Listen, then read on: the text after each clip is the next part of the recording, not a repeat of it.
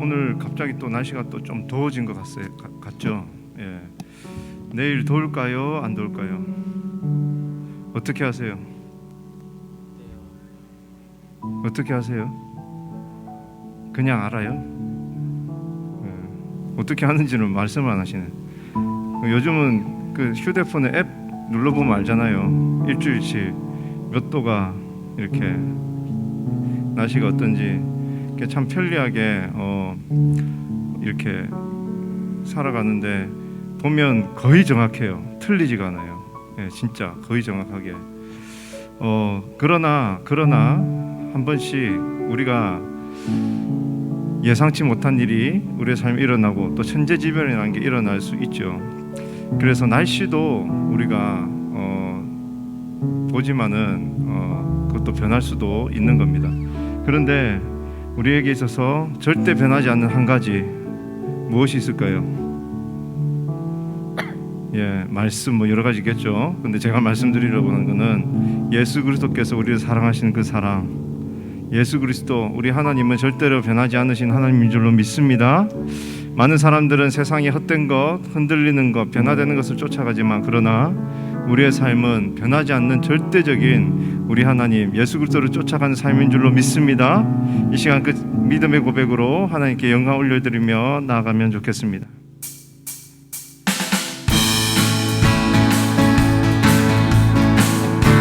예수님 사랑합니다. 이 고백이 우리의 고백이 되기 원합니다.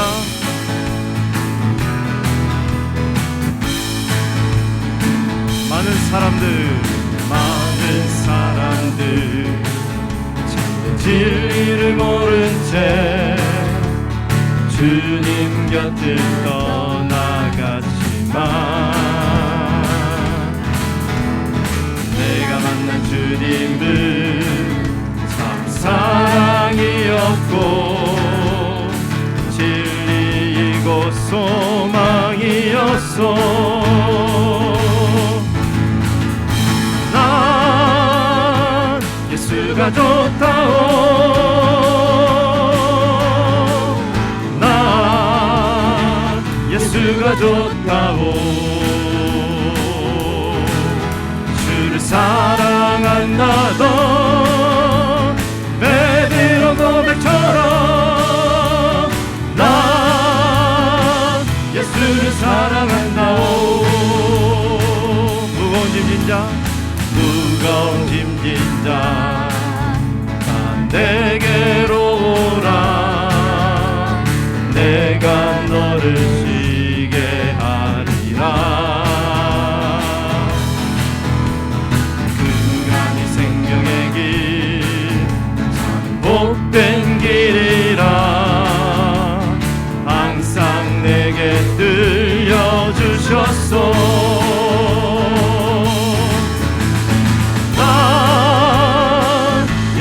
좋다오. 나 예수가 좋다오. 주를 사랑한다던 베드로 고백처럼 나 예수를 사랑한다오. 형제자매요, 형제자매요,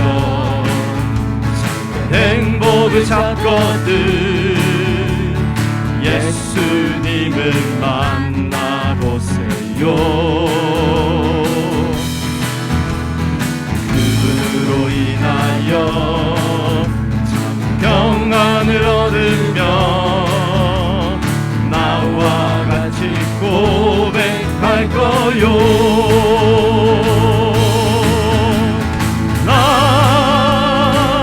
예수가 좋다오.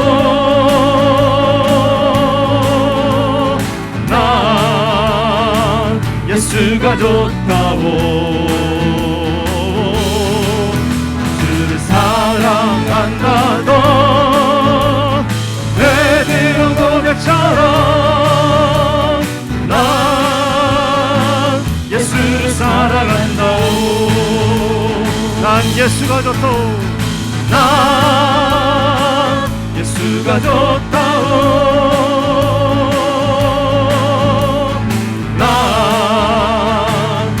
예수가 좋다오.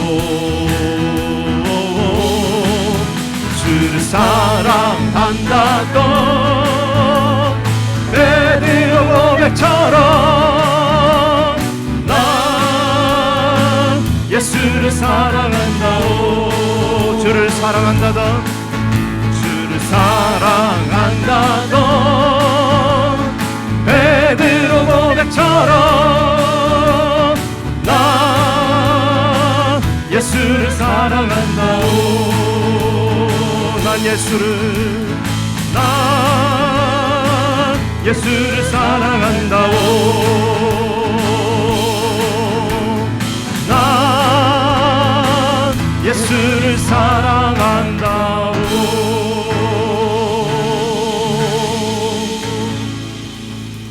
어떤 상황이든지 예수 그리스도만을 사랑하는 그 고백이 변치 않는 우리 모두가 될 줄로 믿습니다.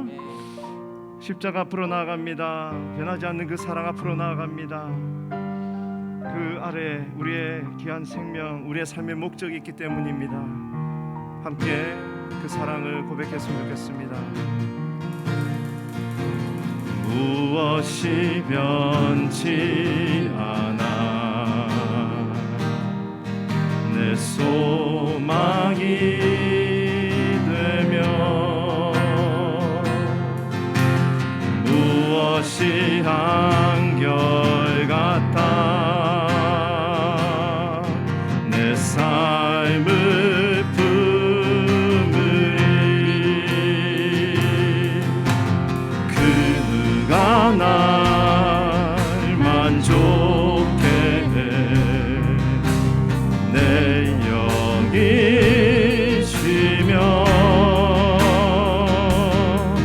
그 누굴 기다려 내 영이 기쁘리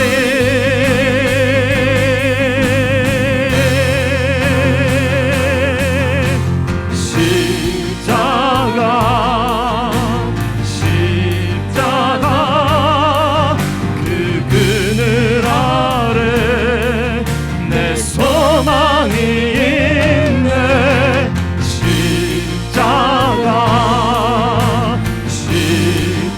십자가 그 그늘 아래 내 생명이 있네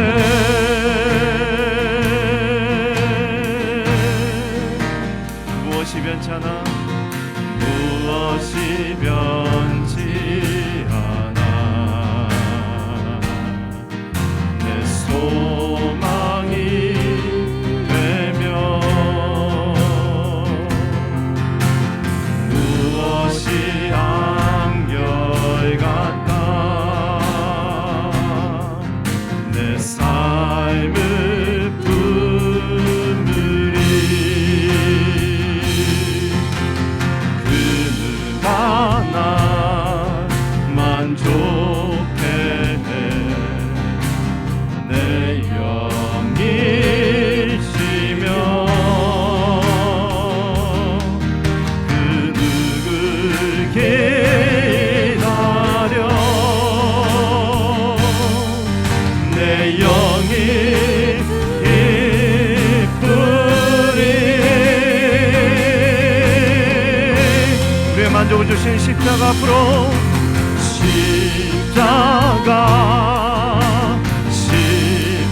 십자가 그 그늘 아래 내 소망이 있네 십자가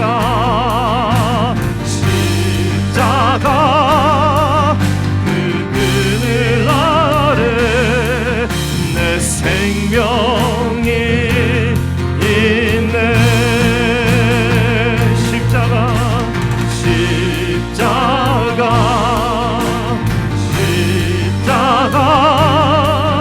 그 그늘 아래 내 소망이 있네 십자가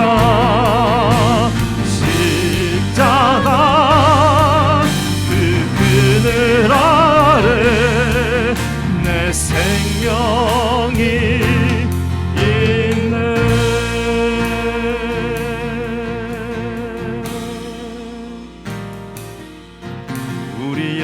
우리에겐 소원이 하나인데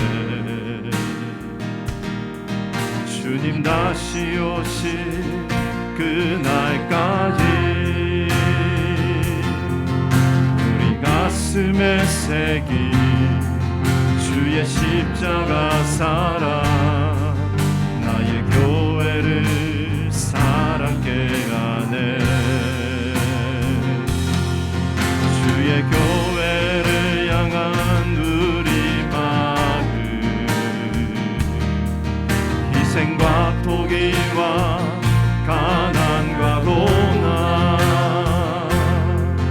하물며 죽음조차 우리 막을 수 없네. 우리 교회는 이 땅에 희망 교회를 교회에게 예배에게 우리 사용하소서. 진정한 부흥의 날 오늘 이르도록 우리 사용하소서. 우리에겐 소원이 하나인데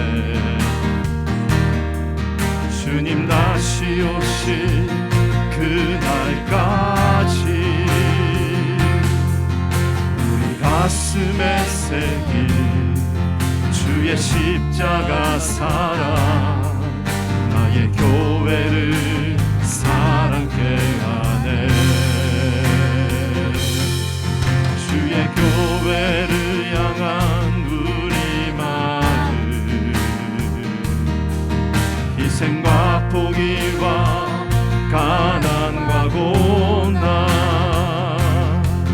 하물며 죽음조차 우릴 막을 수 없네.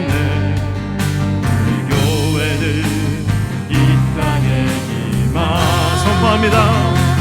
교회를 교회에게 예배에게 우리 사용하소서. 진정한 부흥의 날 오늘 이르도록 우리 사용하소서. 성령 안에 예배하리라. 성령 안에 예배하리라. 자유의 마음으로 사랑으로 사역하리라. 교회는 생명이니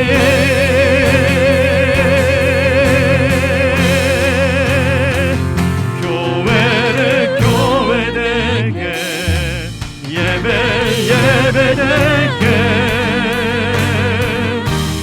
우리 사용하소. 우리 함께 일어나서 찬양합시다.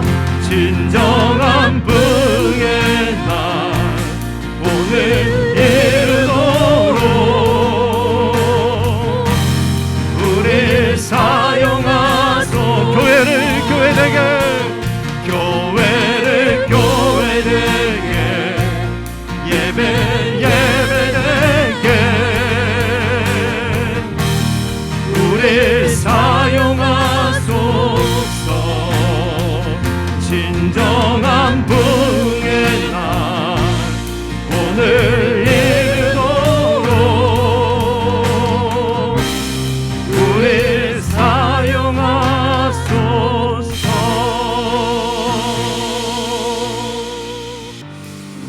하나님 은혜와 사랑을 감사합니다.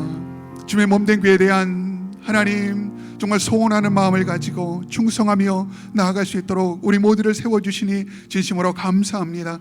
중보기도 축제를 통하여 하나님이 주신 놀라운 은혜와 사랑 가운데 정말 주님의 몸된 교회가 든든히 세워져 나아갈 수 있도록 인도하여 주시고, 양무리 교구 사역 가운데 하나님 풍성한 은혜와 사랑으로 인도하여 주시고, 우리 모든 심령들이 더욱더 모이기를 힘쓰며 나아가는 저희 모든 BSBC 가족 되어질 수 있도록 함께하여 주옵소서. 감사하며 우리 구주 예수 그리스도의 이름으로 기도드리옵나이다. 아멘.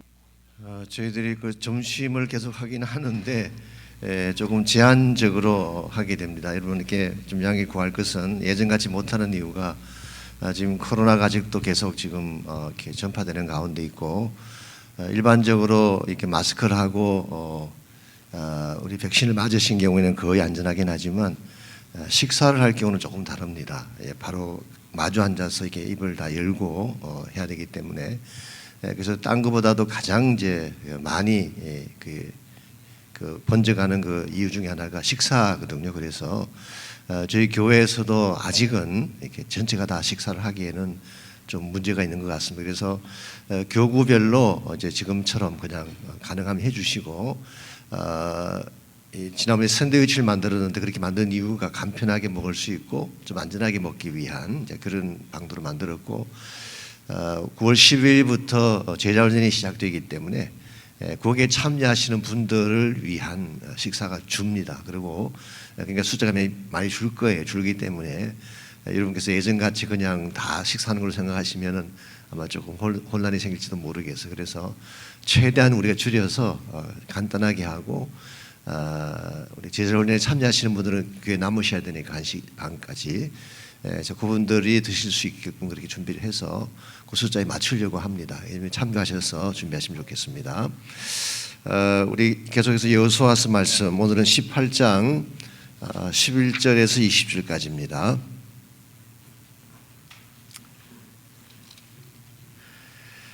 예, 18장 11절부터 20절까지 지명이 많이 나오기 때문에 조금 지루하긴 하지만 그래도 우리 한 절씩 교독하면 좋겠습니다.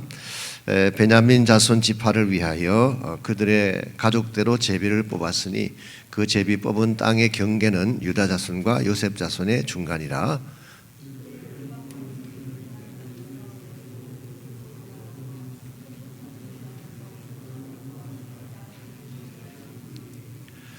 또 그 경계가 거기서부터 루스로 나아가서 루스 남쪽에 일어나니 루스는 곧 베델이며, 또 그 경계가 아달로 내려가서 아래 벳호론 남쪽 산 곁으로 지나고,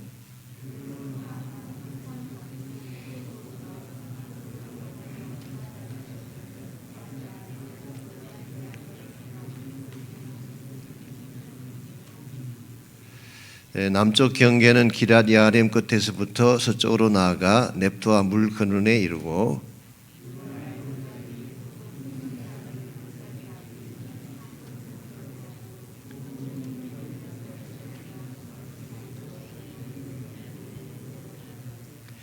또 북쪽으로 접어들어 엔 세메스로 나아가서 아둠밈 비탈 맞은편 글릿로스로 나아가서 루벤 자손 보한의 돌까지 내려가고, 또 북으로 벳 호글라 곁을 지나서 요단 남쪽 끝에 있는 염해의 북쪽 해만이 그 경계 끝이 되나니 이는 남쪽 경계며, 동쪽 경계는 요단이니 이는 베냐민 자손이 그들의 가족대로 받은 기업의 사방 경계였더라. 아멘. 예, 본문이 어렵죠. 지명만 계속 나오고 관심이 별로 없어 보이는 그런 내용이라서 이게 사실 18장, 19장 전체가 계속 반복적으로 이렇게 나옵니다. 그래서 이 본문 전체를 좀 준비하든지 정리하기 쉽지 않은 그런 내용이긴 한데요. 어쨌든 간에 하나님 말씀이기 때문에 스킵할 수가 없습니다. 제가 제목을 도전과 엉전 그렇게 잡았습니다. 이 Challenge and Response라고 하는, 원래 이것은 영국의 역사가인 아놀드 토인비가 쓴 책에서 나온 컨셉이죠. 그분이 역사 연구라고 하는 방대한 자료를 28년 동안 집필했습니다. 12발림으로 되어 있는 굉장히 방대한 역사서인데요. 그분이 그 책 속에서 이제 인류 문명의 성장 쇠퇴 이 사이클을 쭉 설명을 하면서 일반적으로 역사를 선다 그러면 민족 중심으로 국가 중심으로 서는데 이분은 문명의 발생을 중심으로 역사를 섰고 28개 문명이 그동안 쭉 일어났었는데 그중에 대표적인 것 좀 그래도 어느 정도 문명으로 말할 수 있는 21개가 역사 속에 등장을 했습니다. 그런데 지금 현재 남아있는 문명이 한 7개 정도밖에 없습니다. 과거에 아주 영광스러웠던 수메르니 페르시아니 아니면 마야 문명이니 잉카 문명이니 많은 문명들이 있었는데 그들은 역사 속에서 다 사라지고 현재 남아있는 문명이 한 7개 정도. 그중에 대표적인 문명이 서구 문명입니다. 지금 웨스턴 시빌라이제이션 이게 지금 거의 전체적으로 가장 큰 영향을 끼치고 있는 문명이죠. 그 외에도 인도 문명도 있고 중국 문명도 있고 또 중국과 연접해 있는 우리 한국이나 일본 그런 문명도 있고 러시아 문명 그렇게 한 7개 정도 남아 있는데 왜 이와 같이 많은 문명이 일어났다가 이렇게 사라지게 됐는가? 이걸 이분이 그 책 속에서 진술을 하면서 challenge and response 도전과 엉전이라고 하는 그런 컨셉으로 보았습니다. 어떤 문명이 일어나게 되면 반드시 도전을 받게 됩니다. 그런데 도전에 어떻게 리스폰스하냐에 따라서 생존하기도 하고 쇠퇴하기도 하는 이것이 그분이 선 역사의 핵심입니다. 그래서 도전에 여러 가지 많은 팩터들이 있는데 그중에 대표적인 것이 환경적인 것이죠. 척박한 땅. 척박한 땅이 도전을 하면 그 척박한 환경 속에서 서바이브 할 수도 있고 소멸할 수도 있는 것입니다. 예를 들면 중국의 문명이 황하강을 중심으로 일어났습니다. 황하강. 그런데 어떤 분은 그렇게 질문합니다. 양자강이 더 크고 중요한 강인데 왜 황하강을 중심으로 중국이 일어났는가? 황하강이 범람이 많았기 때문에 그 환경을 적응하기 위해서 문명이 생긴 거예요. 이집트 문명이 생긴 것도 나일강의 범람 때문입니다. 그래서 계속 물이 불어나고 범람이 일어나고 홍수가 일어나기 때문에 그걸 막기 위해서 청량술도 발달하게 되고 건축술도 발달하게 되고 최첨단의 기술들이 발달하게 되는 이런 면에서 환경적인 측면에 도전이 있죠. 혹은 새로운 땅을 개척할 경우에도 도전이 됩니다. 새 땅을 개척할 경우에 혹은 갑작스러운 외부의 공격이나 변방지역 같은 경우에는 계속적인 침범을 당할 경우에 거기에 대한 대항으로 문명이 세워지기도 하죠. 심지어 내부에서 일어난 어떤 문제 때문에 노예제도 같은 이 문제가 문명을 일으키는 그런 계기가 되기도 한다고 합니다. 이와 같이 우리 문명이라고 하는 것은 가만히 있는 것이 아니라 계속 도전을 받는 거예요. 계속 도전을 받는 것이죠. 그래서 토미는 이런 말을 했습니다. 문명은 운동이지 상태가 아니다. 문명은 또한 항해이지 항구가 아니다. 이런 말을 했어요. 문명은 it's not state, but it's a movement. 움직이는 거라는 거예요. It's not harbor, but it's a voyage. 계속 항해하는 항해이지 멈춰있는 항구가 아니다. 이런 면에서 우리 인생이라고 하는 것도 움직임이에요. 계속 변하는 것입니다. 계속 도전받고 계속 변하는 거예요. 그래서 지금 내가 셋업됐으니까 그냥 그대로 스테이하자. 이 고착된 상태로 인생을 이해하는 사람들은 인생을 바로 살 수가 없어요. 인생은 항상 변하는 것입니다. 그리고 우리를 공격하고 도전하는 팩트도 계속 바뀌는 거예요. 이와 같은 그 변화무쌍한 또 끊임없는 도전에 우리가 어떻게 응전할 것이냐. 이게 우리 삶의 성공과 실패를 결정하는 것입니다. 이런 면에서 여러분과 저의 이 인생 항해는 지금도 계속 중에 있고 우리는 항구에 정착된 것이 아니라 항해 중입니다. 계속 변화가 가능하고 발전도 가능하지만 쇠퇴도 가능한. 그래서 이 교회나 기독교 문명도 마찬가지입니다. 이게 쇠퇴했다가 무너지기도 하는 그동안의 많은 교회 역사들을 보게 되면 부흥했다 쇠퇴하고 부흥했다 쇠퇴했던 많은 역사들이 있지 않습니까? 이 도전에 대해서 어떻게 응전하느냐가 이걸 결정하는 것입니다. 그래서 본문 1절을 보시면 인생은 끊임없는 도전의 연속이기에 바른 선택과 바른 영성으로 응전해야 그 열매가 아름답다 그렇게 정했습니다. 자, 본문으로 들어가겠습니다. 1번 문제. 오늘 본문은 7지파들에 대한 땅 분배를 확정하는 내용을 다루고 있다. 땅만 차지하면 모든 것이 끝날까? 계속될 도전에 대해서 나누어 보라 그랬습니다. 우리 지난주에도 7지파를 말씀드렸지만 오늘 본문은 7지파가 이제 실제로 땅을 분배받고 점령하는 이제 땅을 확정하는 그런 내용을 다루고 있습니다. 5지파에 비하면 7지파는 좀 마이너 리그 같은 느낌. 그렇게 큰 역할을 못했지만 그저 존재했던 그런 일곱 지파들. 아까 여러분 성경 봉독하시면서 느꼈겠지만 19장까지 계속 땅에 대한 얘기만 반복해 나옵니다. 그래서 이걸 끝까지 읽는다는 것은 굉장한 고문이고 어려움이 될 수도 있습니다. 그래서 전체를 다 다루기에는 여러 가지 면에서 문제가 있어서 제가 그 중에서 세 지파만 픽업을 했어요. 특별히 좀 영적으로 관련이 있는 세 지파만 픽업을 해서 그 세 지파의 흥망성쇠에 대한 것을 다룸으로써 우리 도전과 응전에 대한 그 교훈을 받아보려고 합니다. 이분들이 땅을 차지했는데 일곱 지파가 땅을 차지하는 것으로 모든 스토리가 끝날까요? 그렇지 않습니다. 그들에게 계속적인 도전이 주어지게 되죠. 끊임없는 도전이 그들을 기다리고 있었습니다. 예를 들면 이 남아있는 가나안 원주민들이 계속 그들을 공격해 왔죠. 그러니까 그들이 땅을 정복했다고 해서 그냥 그대로 정착된 것이 아니라 끊임없는 가나안 족속들의 도전과 도발이 있었어요.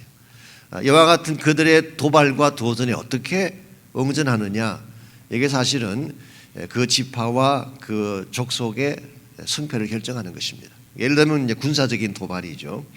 혹은 문화적인 도전이 계속 있었습니다. 이방 문화가 이 이스라엘 속으로 들어와서 그들을 혼란하게 만드는 일들이 계속 벌어졌죠.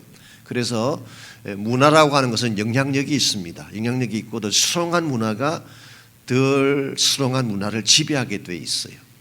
그 예를 들면 그리스가 로마에서 망합니다. 그리스 시대가 끝나고 로마 시대가 이루어지잖아요.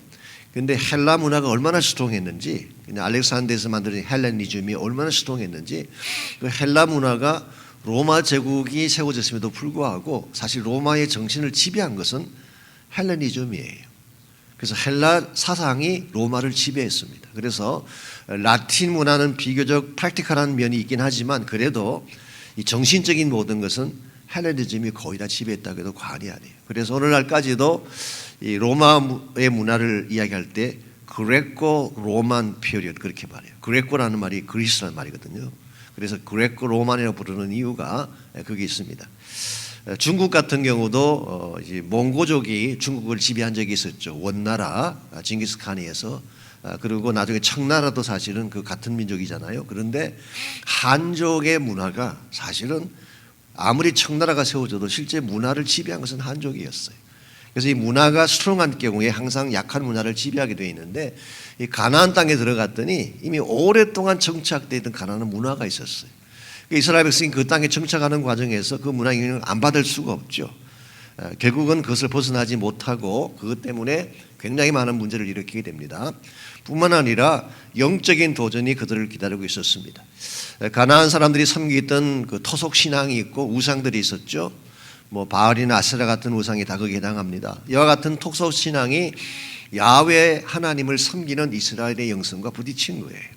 그래서 이스라엘 민족이 각 지파들이 이와 같은 그 영적인 도전에 대해서 바른 응전을 하게 되면 그들은 서바이브하고 번성할 수가 있지만 이걸 못하게 될 경우에는 지파가 망하기도 하고 사라지기도 하고 또 때에 따라서는 영광을 누리기도 하고, 사실은 우리가 이 여호수아서 다음에 사사기가 오는데 사사기의 전체적인 내용이 바로 그 이 도전에 대한 그들의 응전을 다루고 있다고 해도 과언이 아닙니다.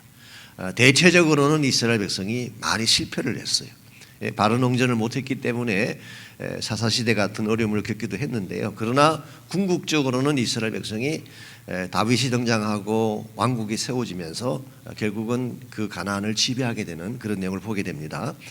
어쨌든 오늘 본문에 나오는 일곱 지파 가운데에 이들이 가나안 땅에 정착을 하고 땅을 차지했다고 모든 게 끝난 게 아니라 계속적인 챌린지가 있었다. 이 사실을 우리 알 필요가 있습니다. 자, 이와 같은 그 챌린지 가운데서도 12지파 중에 중심을 이루던 지파가 하나 있습니다. 이게 사실 하나님의 뜻인데요. 하나님이 이와 같이 흥망성쇠가 있고 성공하는 지파, 실패하는 지파가 있고 오랜 기간 동안에 가나안과 부딪히고 싸우는 그런 문제를 가지지만 그럼에도 불구하고 한 중심을 이루는 지파가 있었어요. 그 지파가 어느 지파일까요? 유다 지파입니다. 유다 지파. 그래서 12지파 가운데에 하나님이 마음에 두신 지파는 유다 지파이고 유다 지파가 실제적으로 하나님의 나라를 세우고 팔레스타인 전체를 이끄는 그런 지파 역할을 합니다. 지난번에 잠깐 소개를 해드렸는데요. 유다 지파가 이와 같이 중심 지파가 된 그 이유 중에 하나가 오래전에 야곱이 했던 그 예언의 기도 때문이라고 대부분의 성경학자들이 말을 하고 있습니다. 더 정확하게 말하면 하나님이 야곱을 통해서 해주신 그 예언의 말씀이 결과적으로 우리 팔레스타인 전체를 이끄는 유다 지파 역할을 설명한 것입니다. 창세기 49장 우리 9절에서 12절까지를 보시면 저는 봤던 것입니다. 유다 지파를 사자로 이야기하고 사자의 새끼, 유다의 사자. 우리 주제가에도 나오잖아요. 유다의 사자. 유다는 라이언입니다. 그래서 이 동물 세계에서 왕이 라이언이죠. 그리고 항상 규가 떠나지 아니하는 통치의 지팡이가 있는 지파. 그리고 거기에서 그 모든 백성이 복종을 하고 모든 백성이 유다 지파를 중심으로 형성될 것을 창세기 49장에서 야곱의 예언 기도를 통해서 말씀을 하셨어요.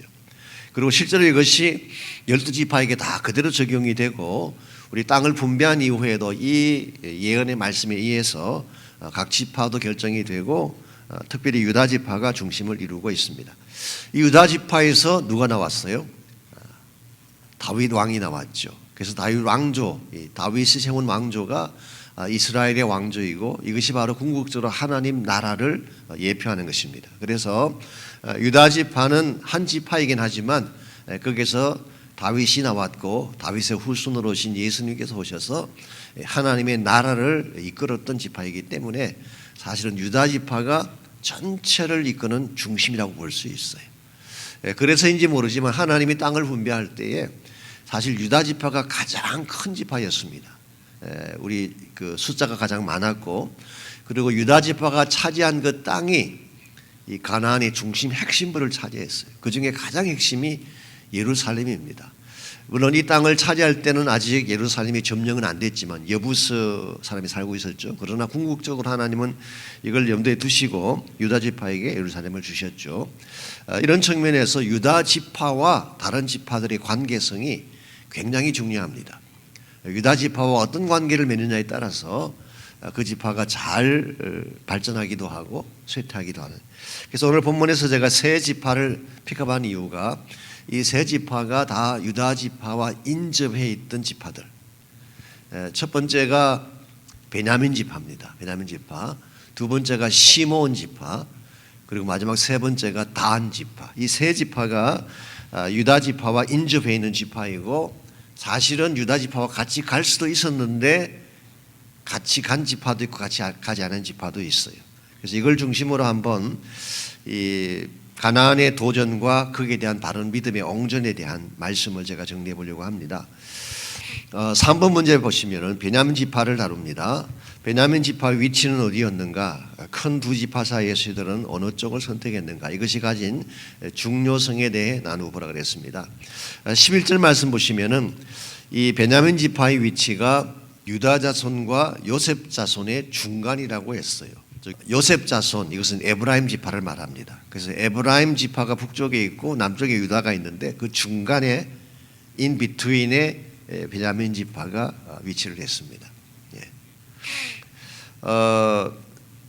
이와 같이 그 유다 지파와 같이 인접한 가운데에 위치를 잡다 보니까 사실은 그 베냐민 지파하고 유다 지파는 굉장히 가깝게 교제할 수 있고 교류할 수 있는 그런 지형적인 이점을 가지고 있었어요.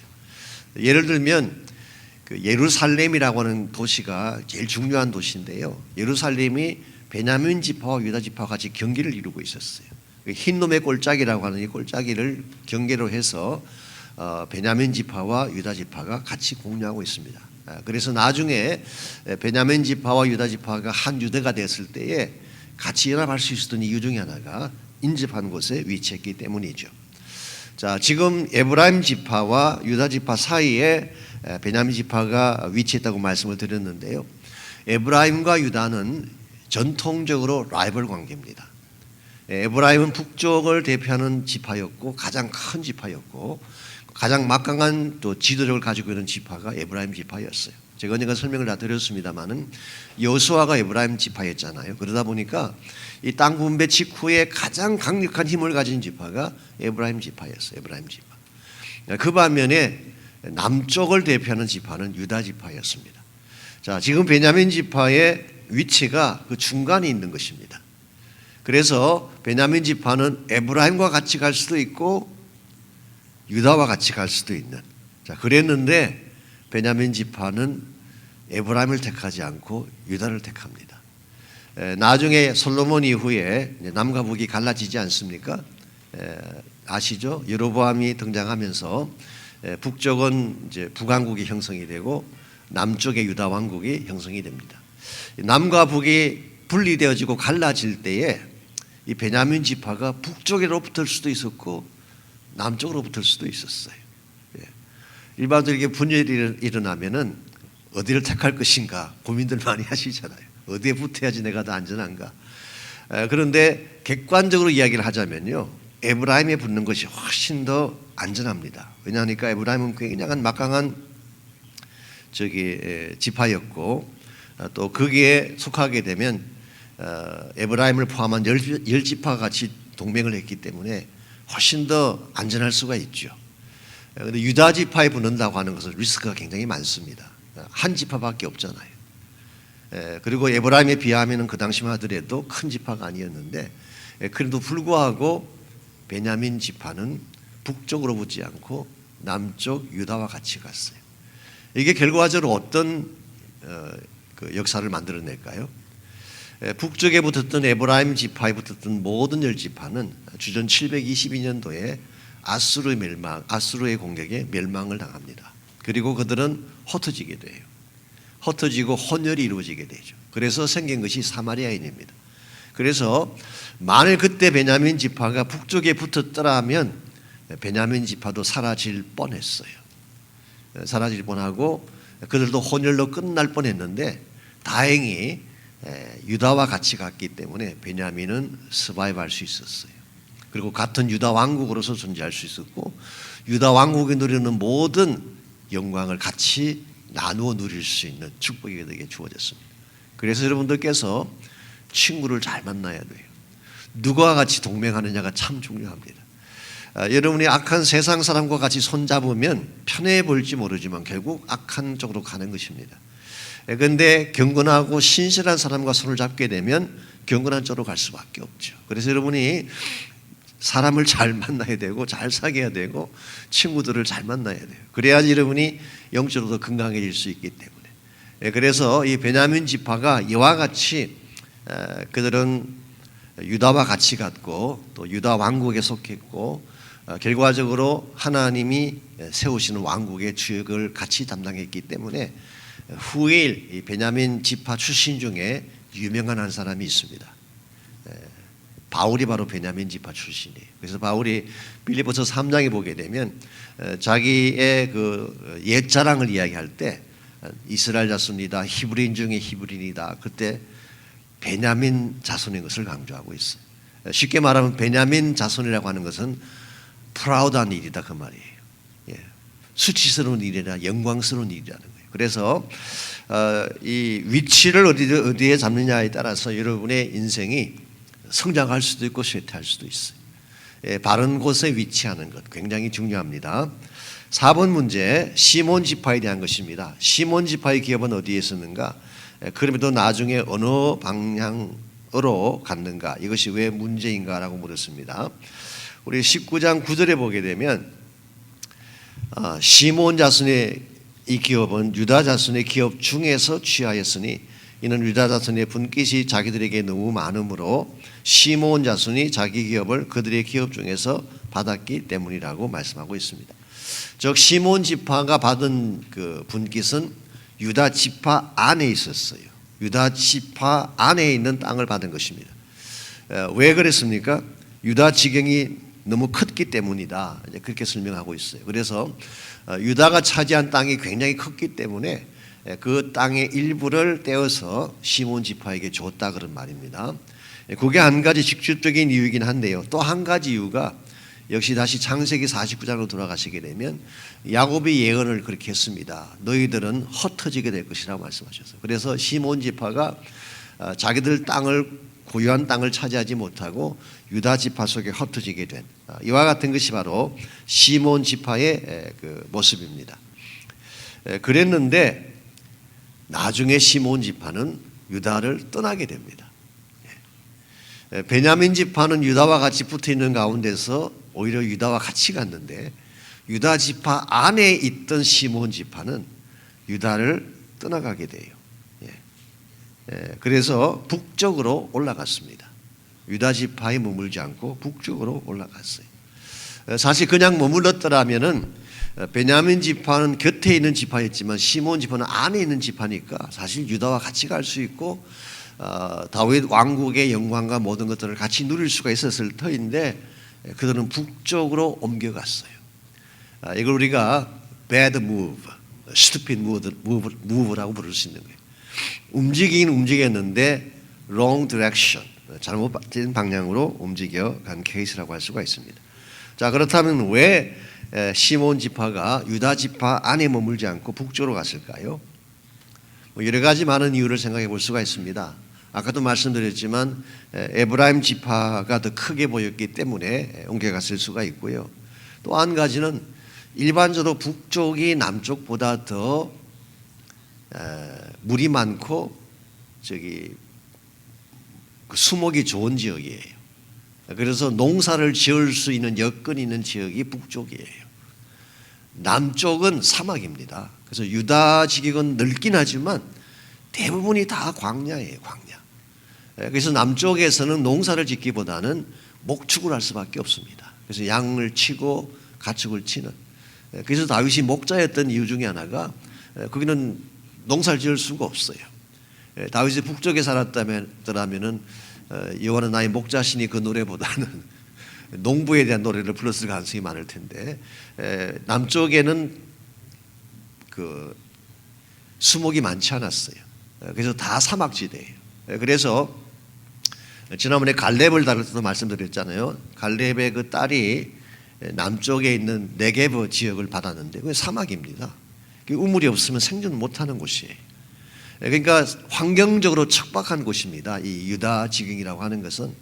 그런데 북쪽은 수풀도 많고 물도 많고 살기가 좋아 보이는, 그래서 사실 북쪽을 택한 것입니다. 그런데 북쪽이 나무도 많고 수목이 많아서 살기는 좋지만 한 가지 문제가 있습니다. 그 대신 그 지역에는 뭐가 성행하고 있어요? 이 바알 숭배가 성행하고 있습니다. 그래서 북쪽에는 농사를 짓는 터전이기 때문에 농경신을 섬겼던 것이 오랜 전통이고, 그게 바알이나 아세라가 농경신이에요. 비를 오게 하는 신이에요. 그래서 북왕국 이스라엘이 더 쉽게 타락하고 멸망했던 이유 중에 하나가 바로 여건은 풍족하게 보였지만, 살기는 더 좋아 보였지만, 거기에는 근본적으로 악한 영이 뿌리를 내리고 있는 곳이었어요. 자, 여러분 같으면 살기는 좋지만 악한 영이 있는 곳을 택하시겠어요? 사막이고 살기는 힘들지만 하나님의 성전이 있는 곳을 택하시겠어요? 이와 같은 선택을 만드는 기준을 뭐라고 부르느냐? 가치관이라고 이야기합니다.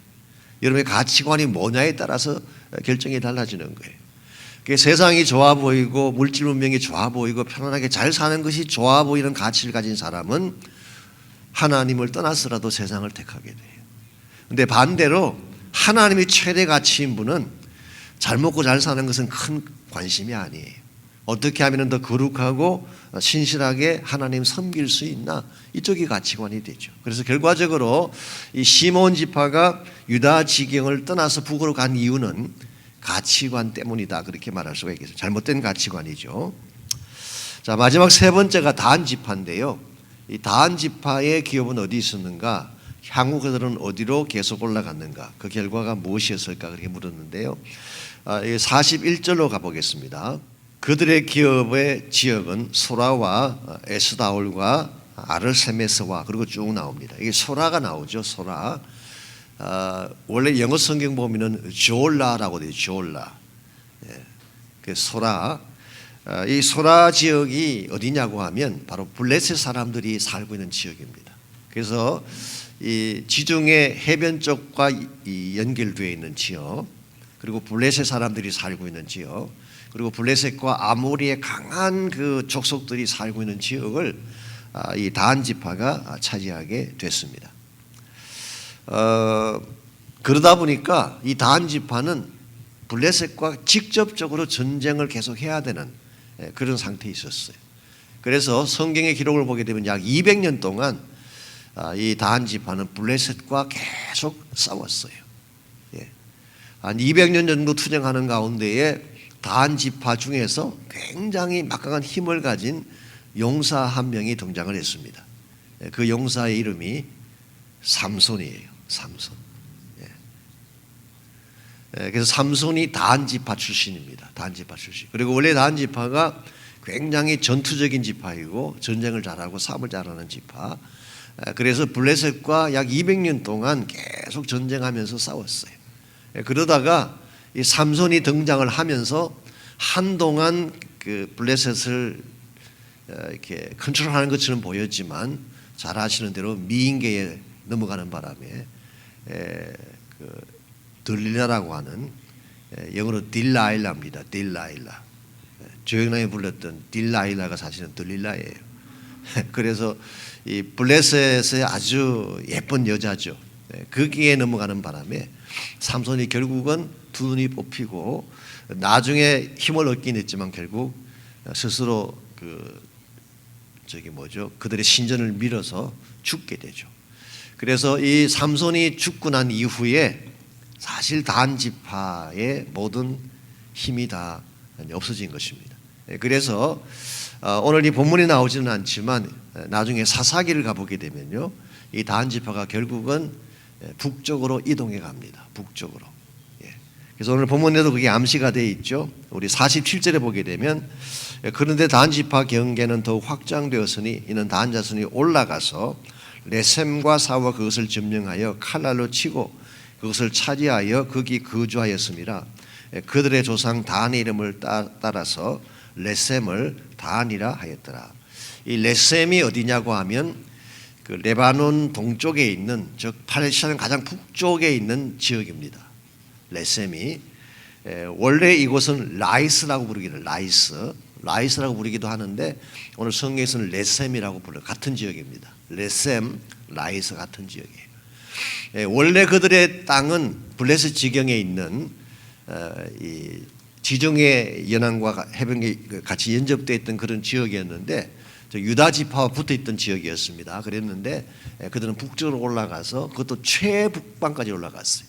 그게 레바논에 있는 레셈까지 올라간 것입니다. 그리고 레셈을 그들은 단이라고 불렀어요. 단. 그래서 이스라엘 지경 중에 최북단이 어디냐고 하면 바로 레셈이고 그것을 단이라고 불렀기 때문에 흔히 이스라엘의 지경을 이야기할 때 어떻게 설명하나요? 단에서부터 브엘세바까지. 이 브엘세바는 최남단입니다. 브엘세바.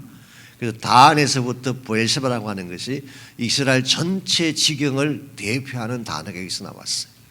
그래서 이 단이라고 하는 것은 원래 단 지파가 그 분깃을 받았던 그곳을 말하는 것이 아니라 그들이 북쪽으로 올라가면서 레바논 북쪽까지 올라가면서 그게 정착을 해서 생기게 된 것이 단이라는 지명이 생기게 됐습니다. 단이라는 지명이. 지금도 거기에 성지순례를 가시게 되면 텔단이라고 돼요. 텔단. 그게 지금도 존재하고 가시면은 그거 방문해 보실 수가 있어요. 이 텔단이라는 지역은요, 물이 굉장히 풍부한 지역입니다. 그리고 목축이 잘 되는 수목이 많이 자라는 그런 지역이에요. 굉장히 좋은 땅이에요. 그리고 이 텔단에서부터 시작된 그 물줄기가 요단강을 만듭니다. 그래서 요단강의 근원이 단이에요. 단. 그래서 요단이라는 이름이 어디서 왔을까요? 야르단, 조단, 야르단 뒤에 단자가 바로 그 단자예요. 이해가 되시나요? 단 지파의 그 단자가 요단이라는 단에서. 그래서 요르단이라는 말의 문자적 의미가 뭐냐 하면 단에서부터 흘러온다는 뜻이에요. 그래서 졸단은 단이 바로 요르단의 근원이 된, 그러니까 사실은 물줄기의 근원이 되고 수목이 웅장하고 굉장히 살기가 좋은 곳으로 그들은 이주해 간 것입니다. 자, 그랬는데 여기까지는 어떻게 보게 되면 뭐 있을 수 있는 일이고, 블레셋과 너무 오랫동안 전쟁도 했고, 또 남쪽에 사는 것보다는 북쪽이 더 살기 좋으니까 올라갔다, 그렇게 우리가 부를 수 있는데요. 역시 여기서도 한 가지 문제가 생깁니다. 결국 북쪽으로 올라갔기 때문에 그들은 우상을 섬기게 돼요. 그래서 오늘 본문은 아니지만 우리가 사사기 18장 잠깐만 가보겠습니다. 요즘 우리가 생명의 삶에서 사사기를 공부하기 때문에 아마 이걸 다룰 때가 오겠지만, 사사기 18장 1절을 보시면, 그때 이스라엘의 왕이 없었고 단 지파는 그때에 거주할 기업의 땅을 구하는 중이었으니 이는 그들이 이스라엘 지파 중에서 그때까지 기업을 분배받지 못하였음이라, 그렇게 설명했습니다. 자, 이 말씀을 읽게 되면 단 지파가 아직도 땅을 분배받지 못했구나라고 생각할 수가 있죠. 그렇게 생각하면은 오늘 본문과 서로 컨플릭이 일어납니다. 분명히 여호수아 19장에서 단 지파에게 땅을 분배해 줬는데 분배를 받지 못했다는 게 무슨 말일까, 그렇게 오해하실 수가 있죠. 그런데 지금 설명드리는 내용을 들으시면 금방 이해가 되죠. 원래 분배받은 땅이 블레셋 지경 속에 있었지만 그들이 이동해 갔기 때문에 그들의 땅이 확정되지 않은 것을 말하는 것입니다. 그래서 확정되지 않은 것을 말하는 것이고, 그들이 거주할 땅을 얻기 위해서 계속 북쪽으로 가는 중에, 북쪽으로 올라가는 중에 사사기 18장에 일어난 사건 하나를 기록한 것입니다. 그게 바로 에브라임 산지에 왔을 때에 미가라고 하는 집에 가서 그 제사장입니다. 거기에서 르비딤과 또 에봇 같은, 그리고 우상을 이렇게 탈취해 가지고 오는 내용이 우리 사사기 18장에 기록되어 있어요. 그래서 그들은 북쪽으로 올라갈 때 그냥 올라간 게 아니라 사실은 우상을 탈취한 가운데 올라간 것입니다. 잠깐 뒤로 가셔서 18장 29절부터 보겠습니다. 이스라엘에게서 태어난 그들의 조상 단의 이름을 따라 그 성읍을 단이라 하니라. 그 성의 본 이름은 라이스였더라. 아까 말씀드렸죠. 라이스가 레셈이고 이게 단입니다. 30절, 단 자손이 자기들을 위하여 그 새긴 신상을 세웠고 모세의 손자요 게르솜의 아들인 요나단과 그의 자손은 단 지파의 제사장이 되어 그 땅 백성이 사로잡히는 날까지 이르렀더라. 그래서 이 단 자손은 자기들을 위하여 새긴 신상을 세웠어요. 즉 우상을 세웠어요. 우상을. 그래서 단 지파는 북쪽으로 올라가서 단이라는 그 지역에 정착을 하면서 했던 가장 중요한 일이 여호와를 버리고 우상 신상을 세워 섬긴 것입니다. 그리고 역대상 12장 29절 이하에 보게 되면 여로보암이 북왕국을 세웠을 때 이 단에다가 금송아지 우상을 만들어 세웠어요. 단과 베델 두 곳에다가 금송아지를 만들었는데 그 중에 하나가 단이었습니다. 그래서 이 단이라는 이 지역은 궁극적으로 우상 숭배의 센터예요. 하나님을 제거해버리고 우상 숭배의 재단을 만들어서 우상 숭배의 중심 센터가 된 것이 바로 단입니다. 그래서 하나님께서 이 단 지파를 사실은 저주하셨어요. 우상 숭배를 하고 하나님을 지워버리고 우상의 재단을 만들었기 때문에. 그래서 이 사건 이후로 더 이상 단 지파는 등장하지 않습니다. 역사에서 사라지고 말았어요.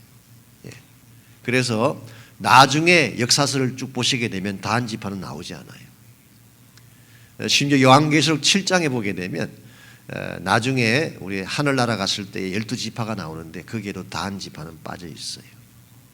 단 지파는 영원히 사라지고 말았어요. 그러니까 하나님을 빼버리고 우상 숭배의 중심을 이루었기 때문에. 그래서 이 단 지파는 한때 굉장히 스트롱한 지파였고 삼성 같은 그런 영웅을 가진 지파였고 또 북쪽에 올라갔지만 굉장히 살기 좋은 곳 요단강의 근원지인 그곳에 살았지만 하나님을 빼버리고 우상의 제단을 세웠기 때문에 그들 지파는 사라지고 말았어요. 자, 오늘 본문에 보게 되면 시몬 지파, 베냐민 지파, 단 지파 그들 지파의 흥망성쇠가 나오고 있습니다. 그들이 어디에 위치하냐에 따라서 어떤 선택을 하냐에 따라서 또 그들 마음의 중심에 누구를 모시냐에 따라서 그 지파가 일어서기도 하고 쇠퇴하기도 하고 망하기도 하는, 이게 사실은 오늘 하나님께서 여러분과 저에게 주시는 굉장히 중요한 메시지가 아닌가 생각을 합니다. 아무리 견고해 보이는 어떤 인생이라도요, 하나님을 떠나든지 하나님의 중심이 빠지게 되면 결국은 쇠퇴할 수밖에 없어요. 절대로 성공할 수가 없습니다. 그래서 인류 역사를 보아도 하나님을 빼버린 문명이 성공한 예가 없어요. 다 실패합니다. 그래서 지금 미국이 사실 서구 문명의 지금 중심을 이루고 있는데요. 원래 서구 문명이 유럽에서 일어났죠. 뭐 영국이나 유럽에서 일어났는데 지금 미국이 사실 그걸 테이크오버해서 전 세계의 문명을 주도하고 있잖아요. 그래서 사실 토인비 같은 경우는 본인 자체가 영국 사람이었기 때문에 이 문명에 대한 해석을 서구적 입장에서 보았어요. 이 동양의 문명에 대한 것은 그렇게 중요하게 생각하지 않고 서구적 입장에서 보았기 때문에 사실은 정확한 해석이라고 볼 수는 사실 없습니다. 없는데 지금도 미국이 스트롱하니까 그 웨스턴 시빌라이제이션, 서구 문명이 전 세계를 지배하는 것 같고 그런데요. 그러나 서구 문명이 성공했던 이유가 뭔지 아십니까? 하나님 때문이에요. 서구 문명의 중심부에 기독교가 있었기 때문이지 만약 그 신앙이 없었다면 절대 성공할 수가 없습니다. 그래서 사실 숫자로 따지면 중국이 훨씬 더 숫자가 많아요. 그리고 전투력을 가지고 이야기한다면 이슬람권이나 이 아랍권이 훨씬 스트롱합니다. 그들은 뭐 굉장히 호전적이에요.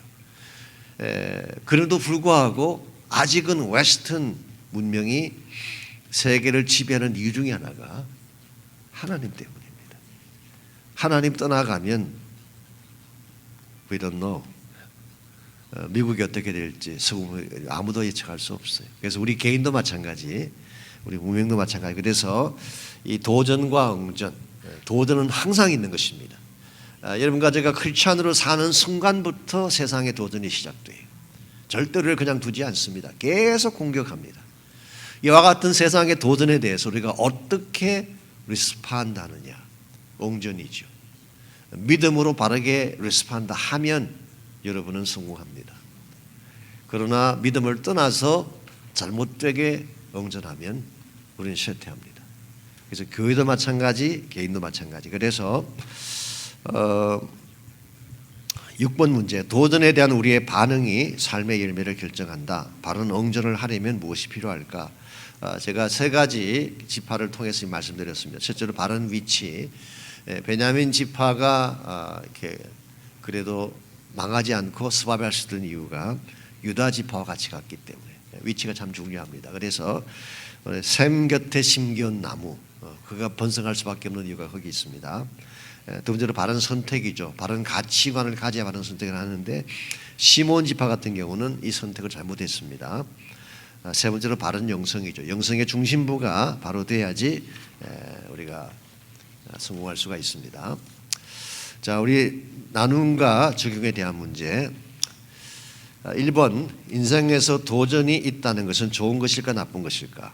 현재 자신의 삶에서 가장 큰 도전은 어떤 것이 나누거라. 인생에 도전이 있다는 것은 좋은 것일까요, 나쁜 것일까요? 네, 좋은 것입니다. 도전이 없으면 여러분 돌아가십니다. 생기가 없어지게 돼요. 살 이유가 없어지는 것입니다. 그래서 도전은 굉장히 좋은 것입니다. 제가 주일날 또 말씀드릴지 모르지만 토인비가 가장 많이 인용하는 그 예화 중에 하나가 그 청어 이야기. 영국 사람이 가장 좋아하는 그 고기가 청어래요. 그래서 영국 사람의 별명이 훈제 청어, 이게 영국 사람의 별명입니다. 그래서 청어 이야기를 많이 하는데 청어를 저 북쪽에 있는 추운 바다에서 잡아가지고 영국까지 가져오려면은 도중에 다 죽게 되죠. 그래서 죽지 않게 하기 위해서 메기를 넣는 데잖아요. 메기. 거기서 나온 예화를 많은 분들이 인용하고 계시는데 원래 이게 토인비가 가장 많이 썼던 예화입니다. 그래서 메기 몇 마리를 그 안에 넣어놓으면요, 메기가 계속 청어들을 따라다니기 때문에 가만히 있을 수가 없어요. 계속 움직여야 되는 것입니다. 그래서 청어를 살게 하는 거예요. 도전이죠. 여러분 삶에도 메기가 필요해요. 여러분 그냥 가만히 있지 못하게 만드는 그런 팩트들이죠. 그래서 어떤 게 역경이라고 하는 것이 우리를 다시 새롭게 살게 하는, 도전이 일으키는 그 팩트가 될 수 있습니다. 혹은 건강이 좀 약해지는 것도 도전이에요. 건강이 약해지기 때문에 운동을 하게 되죠. 걷게 되죠. 10,000보씩. 혹은 우리 자극적인 말 한마디, 그거밖에 못하냐 이런 말 한마디가 도저히 되기도 해요. 좋은 케이스는 아니지만 바가지. 혹은 어떤 분들은 버킷리스트라 그래가지고 죽기 전에 꼭 해보고 싶은 도전들, 뭐 이런 것들이 어쨌든 도전이, 여러분 삶 가운데 지금 현재 가장 큰 도전이 어떤 것인지 나누시면 좋겠습니다. 뭐가 가장 지금 챌린지하는 것인지, 건강에 대한 문제인지, 환경에 대한 문제인지, 자식에 대한 문제인지, 하여튼 그런 걸 나누시면 좋겠습니다. 이번 문제, 우리는 끊임없는 도전 속에 살고 있다. 어떻게 응전하는 것이 가장 현명할까? 믿음으로 반응하려면 무엇이 필요한지 나누보라. 이 끊임없는 도전 속에 바른 응전은 믿음의 응전입니다. 믿음으로 반응을 해야 돼요. 자, 믿음으로 반응하려면 무엇이 필요할까요? 하나님에게 집중하는 것이 필요합니다. 세상에 집중하면 여러분 절대로 안 됩니다. 하나님에게 집중하는 것. 두 번째는 영적 소신을 가져야 돼요. 그래서 여러분이 영성의 중심부가 흔들리지 않아야지 세속화의 도전이나 뭐 종교 혼합주의의 도전이나 이런 모든 것들을 이겨낼 수가 있는 것입니다. 영적 소신이죠. 그래서 우리가 세상 따라 살지 않고 이익 따라 살지 않고 진리 따라 살고 하나님 따라 살 때에 우리가 바른 삶을 살 수가 있습니다. 3번 문제, 우리는 가치관의 혼돈 시대를 살고 있다. 왜 그럴까요? 혼란한 시대 속에서 바른 가치를 선택하려면 무엇이 필요할까? 지금 현재는 가치관의 혼돈이 굉장히 심각합니다. 왜 그럴까요? 소위 말하는 포스트 모더니즘의 특징이 뭐예요? 절대적 가치는 없다는 것입니다. 절대적 가치를 부인하기 때문에. 그래서 모든 건 상대적이다. 당신도 옳고 나도 옳고 저 종교도 옳고 우리 종교도 옳고, 이게 사실 상대주의죠. 오늘 시대가 이 절대적 진리를 부인하기 때문에 사실은 가치관의 혼돈이 찾아오고 있어요.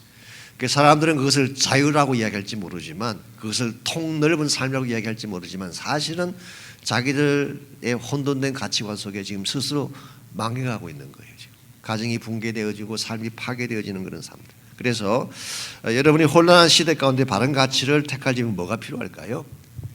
절대적 가치를 바로 알아야 되겠죠. 절대적 가치는 어디에 있나요? 하나님 말씀 속에 있습니다. 그래서 말씀 공부하셔야 돼요. 그래서 절대적 가치관을 가지고 영적 소신을 갖고 바르게 살리면 반드시 뭘 해야 될까요? 9월 12일부터 우리 제자훈련에 꼭 참석을 하셔야 돼요. 그래서 제자훈련을 받지 아니하면은 여러분 기준이 없기 때문에 흔들리는 거예요. 왔다 갔다 하는 것입니다. 왔다 가는 것입니다. 그래서 제자훈련 꼭 강조해 주시기 바랍니다. 4번 문제, 삶의 방향이 세상을 향할 수도 있고 하나님을 향할 수도 있다. 당신의 삶은 어디를 향하고 있는가? 그때 맺게 될 열매에 대해서 나누거라. 사실 우리 삶의 디렉션이 하나님 쪽을 향할 수도 있고 세상을 향할 수도 있죠. 여러분은 어디를 향하고 계신가요? 주로 항상 그럴 수는 없기 때문에 주로 hopefully 하나님 쪽을 향하면 참 좋겠어요. 세상을 향하게 되면 어떤 열매가 맺어질까요? 결국 세상 따라 살게 되죠. 쾌락 추구하게 되고 우상 추구하게 되고 파멸하게 되는. 그러나 하나님을 향하게 되면 거룩한 열매를 맺고 생명의 열매를 맺고 복음의 열매를 맺는. 그래서 여러분이 하나님을 향해 사는 것 참 중요합니다. 5번 문제, 하나님을 빼고도 성공할 수가 있을까? 하나님 없이 사는 인생이 왜 위험한지 나눠보라 그랬습니다. 하나님 없이 사는 게 왜 위험할까요? 여러 가지로 나눌 수가 있을 것입니다. 하나님이 빠지면 여러분 삶의 중심축이 무너집니다. 중심축이 무너지면 결국 파멸로 갈 수밖에 없어요. 하나님이 없으면 어디로 가야 될지 길을 찾을 수가 없어요. 그래서 여러분과 제가 아무리 다른 것도 필요하지만 하나님 중심으로 돌아와서 하나님 중심으로 사는 삶은 굉장히 중요합니다. 그래서 여러분께서 한번 그런 내용들을 좀 다루시면 좋다고 생각을 합니다. 함께 기도할 제목, 이제 우리 중보기도 축제가 끝났고 이제 9월이 오기 때문에 이제부터는 제자 훈련에 집중적으로 기도해 주시고 또 홍보해 주시기를 바랍니다. 그래서 9월 12일부터 시작되는 제자 훈련에 가능한 한 우리 많은 분들이 참여할 수 있도록 그렇게 고민해 주시길 바라고, 모든 사역이 회복될 수 있도록 이게 모든 사역 속에는 예배도 포함이 되고 약물이도 포함이 되고 선교와 섬김의 사역도 포함이 됩니다. 우리 주일학교도 포함이 되고 여러분 모든 사역 회복을 위해 기도해 주시기 바랍니다. 무엇보다 코로나가 속히 종식될 수 있도록 지금 여러 가지 좀 업앤다운들이 있긴 한데요. 조금 더 추이를 봐야 되겠지만 어쨌든 간에 우리 하나님이 코로나를 속히 이렇게 컨트롤해 주시도록 여러분 기도하시면 좋겠습니다. 우리 같이 한번 시간 기도하고 마치겠습니다. 특별히 오늘 우리가 사는 시대가 굉장히 혼란한 시대이고 영적 도전이 어느 때보다 심각한 시대입니다. 그래서 우리가 자칫 마음의 가드를 내려놓게 되면 언제 세상에 잡아먹힐지 모르는 이런 상황에 살기 때문에 우리 믿음으로 바른 옹전하는 것이 참 필요합니다. 그래서 이 시간 기도할 때에 내 마음 중심에 다시 하나님이 임재해 주시고 진리의 말씀이 나의 삶을 컨트롤해 주셔서 악한 세대 가운데 물들지 아니하고 우상 숭배에 빠지지 아니하고 세상 쾌락에 넘어가지 아니하고 주의 나라 영광 위에 살 수 있게 해달라고 기도하시기를 바랍니다. 또한 저희 교회 모든 사역들이 다시 회복되게 하시고 특별히 제자훈련 우리 12일 시작되는데 우리 전교회 성도님들이 다 기쁜 마음으로 참여할 수 있도록 우리 함께 기도하겠습니다. 하나님 감사합니다. 우리를 사랑해 주시고 우리에게 은혜를 베풀어 주신 것을 감사합니다. 혼란한 시대에 정말 모든 것들이 불분한 시대를 우리가 살아가고 있지만 우리 심령 중심에 하나님 임재해 주시고 진리의 말씀을 하나님 새겨주셔서 말씀을 따라 바르게 살 수 있도록 우리 모두를 축복하여 주시기를 원합니다. 주의 나라 위에 살기를 원합니다. 주님의 영광을 위해 달려가기를 원합니다. 우리의 속심령이 세속화되지 않도록 늘 지켜주시고 하나님을 향한 우리의 영적 소신이 흔들리지 아니하도록 하나님 지켜주셔서 하나님의 목적과 뜻을 잘 감당해드리고 주의 영광 위에 아름답게 살 수 있는 저희 모두가 되게 하여 주옵소서. 제자훈련과 교회 모든 사역 가운데 기름 부어주시고 9월달 모든 것들이 새롭게 시작될 때에 주님과 함께 모든 것들을 바르게 시작할 수 있도록 은혜를 베풀어 주시옵소서.